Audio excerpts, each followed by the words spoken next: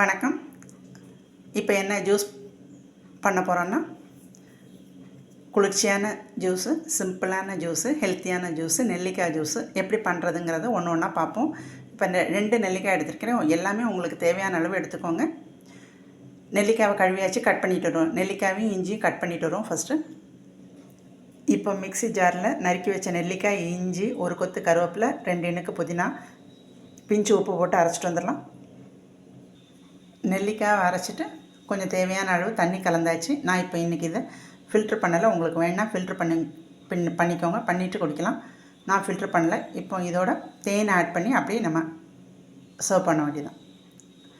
கிளாஸில் ஊற்றிட்டு காமிக்கிறேன். கிளாஸில் ஊற்றியாச்சு. இப்போ தேவையான அளவு தேன் கலந்துக்கலாம்.